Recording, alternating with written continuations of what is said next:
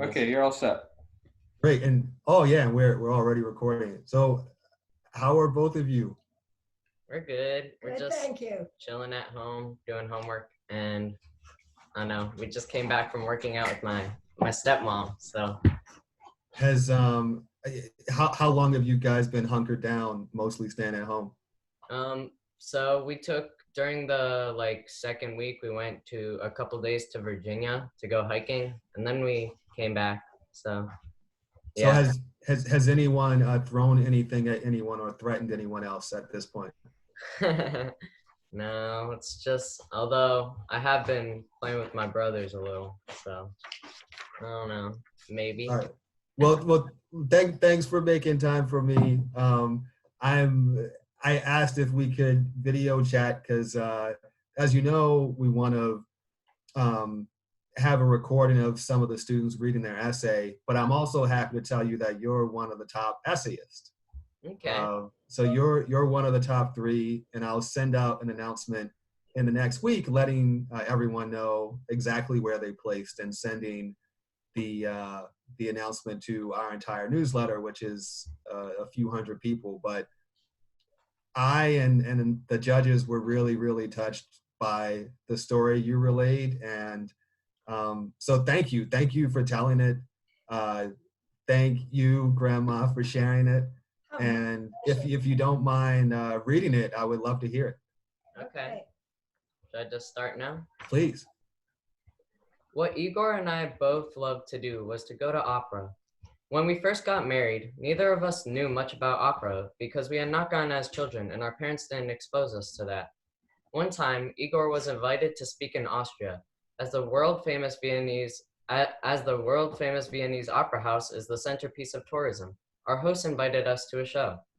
We went to a very well-known performance called the Tosca, and it was so wonderful that we got very excited about opera, and we wanted to start learning more about it. We got cassettes back in those days, and you would have the libretto, which are the words on a little booklet in English and Italian. Igor was much more intense than I was. He would listen to the music and read the libretto. That way he would learn the words and understand the words. We learned about the music, and then we would go to and see the operas. And whenever we traveled, we took the opportunity to see an opera in the city we were visiting. At his resting Shiva, the week-long period of mourning after he was buried, a man told me about how he discovered that one woman liked opera.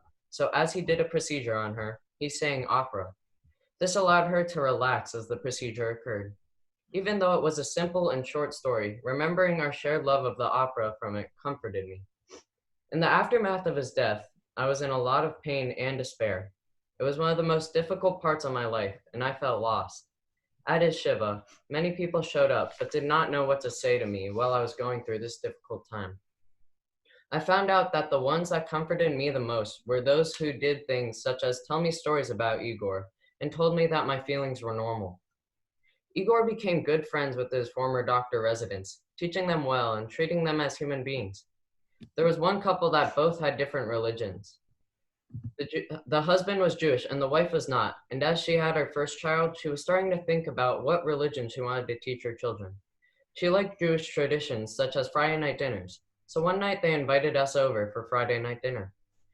During dinner, she told me how Igor would talk to her and tried to help her better understand Judaism, answering her questions about what it means to have a Jewish child. She said that Igor really helped her and made it easier to make her decision. Later, I heard that when she had her second child, she wanted them to be Jewish, and she and the rest of the family converted to Judaism. Stories such as these that described how Igor helped others really comforted me. These compassionate stories allowed me to realize his everlasting impact on others, and not just me. Although compassion and empathy are similar, I believe that the thing that sets them apart is that when you show compassion, you take action and say something rather than just be understanding. During my time of grief and suffering, the most helpful were those who took action to help me. Through the stories that showed me compassion, the people and stories encouraged me to keep on moving forward, comforting me by seeing the lasting impact Igor had on others. Without these stories, my life would have turned out much differently than it is now. By moving past this experience, the way people treated me with compassion completely changed the way I handle tough situations. I have a friend that I sometimes visit, and she is frustrated about how she is getting older and unable to do the things she used to do. I can relate to her because I am also in a similar situation, growing older as well. Because I know what types of compassion work on me, now I am more understanding towards those around me. I listen to those when they are suffering and when they are going through tough times. I use my experience to help them during their time of suffering. Even today, I continue doing the things that Igor and I did together. I still continue to go to operas, and whenever I go, rather than making me sad, it makes me feel close to him and brings back wonderful memories. I continue with the joint love that we had, enjoying the opera at home or at a concert hall. Even though those stories were probably not a big deal to them, they changed my entire view of being without him. Although he is gone, his impact will forever live on in the memories of other people. That was beautiful. I hadn't heard it before. Thank you. I know he did the interview, but that was beautiful. Mhm. So, Jonah, why'd you select your grandma as your interviewee? I mean, when I was thinking about people to interview, my dad and my stepmom, they're both like, well, Booby has all the stories. So I went to her to learn more about her and like her time of grief and who showed compassion. Mhm. And am I allowed to call you Booby? What should I call you? Booby's fine. Or Bernice, whatever you choose. And tell me, walk me through your thought process when Jonah told you he had this assignment. What were your first thoughts? First, I was very flattered because I'm his newer grandmother and that he came to me and I felt that he felt that I was part of his life. I was really thrilled because I feel the same way about him. And I felt honored was the first thing that he came to me to do that, not his mother or his father or his other grandmother. And made me feel great. So if I'm hearing you correctly, I helped create a situation where you get to hold this over the rest of the family for your entire life. That's true. But I'm not that type of person that will use it as, but you're right. It gives me an extra memory to add to my memory bank as I get older. Nice. And whose idea was it to talk about this specific story? Well, he brought up when had I experienced compassion, and that was the assignment. And I had to think, well, what was the time in my life when I had the most grief? And that's what came to mind. And then the few leading questions that he had beside, I felt the time when I lost my husband probably was the most difficult grieving time for me. And when I felt I had experienced compassion, and then the leading questions helped me. He said, can you think of some stories? And the couple stories that he picked a couple of the stories that out of the ones I gave him that sounded most interesting. Mhm. So I thought he did a great job at putting it all together. Nice. So as I talk to students who write these essays and some of the people who tell their stories to the students, you can tell some people have these kinds of conversations a lot.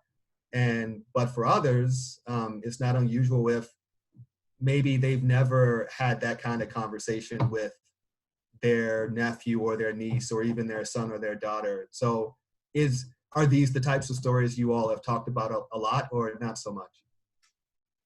Not as intensely. We always bring up something like a sentence or a thought, but this is the first time to really be interviewed, to think deeply about a situation like that. So I treasure that. Besides that he picked me for me, it was useful also as a person who was being interviewed. Yeah.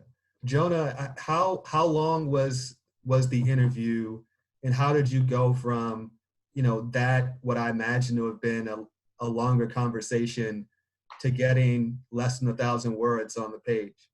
So, I mean, I had a couple interviews because like I had an interview for like maybe it was around an hour and we were just like having a conversation that included like this topic and she discussed like all this stuff.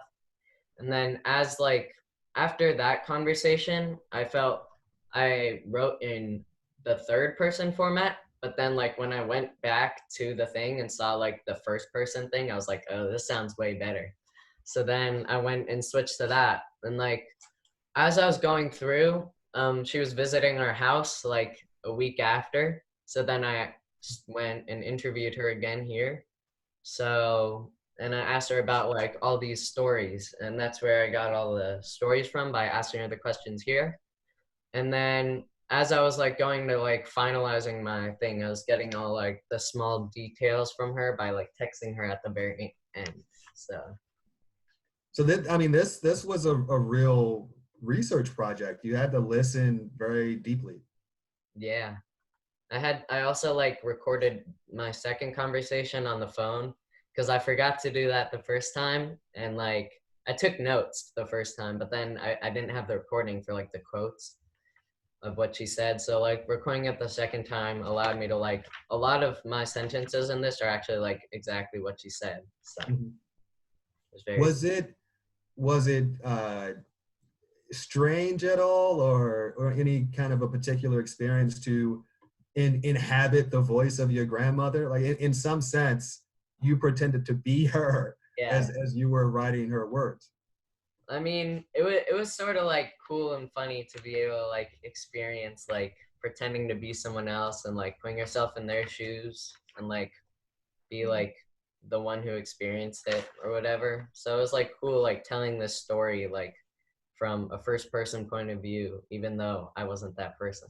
So, Yeah. Well, I think you're only able to produce an essay of this quality if you listen really deeply, and if the person telling the story really trusts you. And it's obvious that both of those things happen. So thank you to both of you, and congratulations to both of you.